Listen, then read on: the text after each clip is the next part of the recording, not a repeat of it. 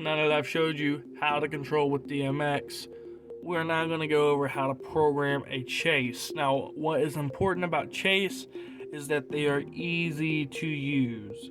What you'll want to do when controlling chase is turn A all the way down, because A is what your current preset is. So if I had like some weird colors, say green and blue up, and A is turned all the way up, those lights are going to still be on the stage when you turn your chase up to whatever chase you have, and it's going to make it look funny.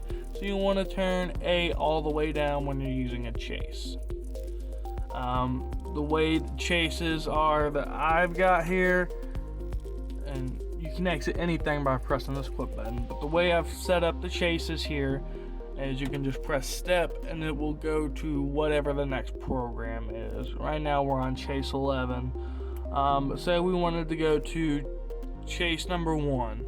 All you have to do is hold this option that says number, and you're going to turn your radial dial to whatever number you would like. We're going to stick with number 1 for now. Press step and it changes the colors. You can go ahead and show them the colors. I'm going to press step again and it's going to change yet again. It's more to however many steps you have in here. Now that we know what a chase is, let's talk about how to program them. Program them, there's a channel option up here that says chase. You're just going to tap on chase. There is a memory option, which is this fader B right here, the memory and MIDI. I'm not going to show you how to do that because currently you do not need it. In the future, you can set that up.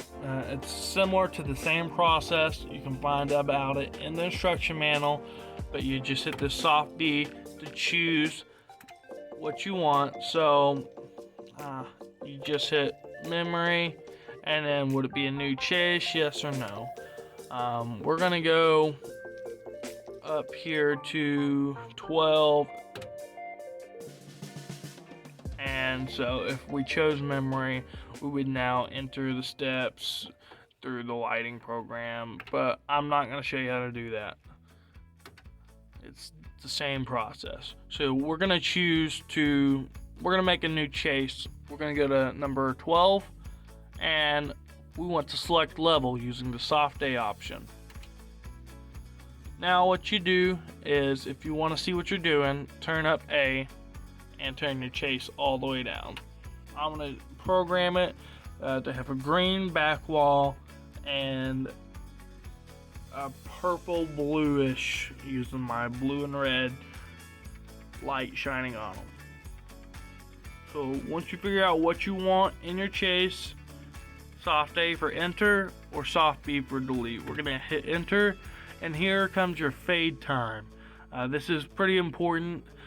I've going with about 5 seconds to have a fade that's not super noticeable. So you just turn your radial dial to however long you want it. I want 5 seconds. I'm gonna hit continue. Step 2, say I want to make a speaker color for this setting. I'm gonna turn down my red and blue, and I'm gonna turn up my white and my amber, but I don't like that green. So I'm gonna turn the green down, and I'm gonna make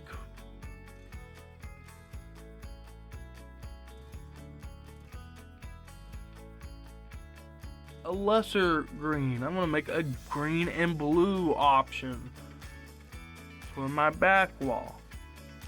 So I'll hit enter, and I'm gonna once again make my fade time 5 seconds, but you can make it however long you would like. And that's all I want to add for this chase. So what I'm going to do is, since I've now programmed what I want, I've set my fade times. You can see you can continue on making tons of steps. I've got one where there's 20 steps programmed in it that no one's ever going to use because there's too many and it's not liable for a church service. It's just to give ideas. But I've got 2 channels programmed in here with the option to program a third. Instead of doing the third, I'm going to hit quit. My chase is now saved, and if I want to go to it, I'm going to turn my A down, turn my chase all the way up. I'm going to press the number down, and we program number 12. So I'm going to go to 12, and I'm going to hit step.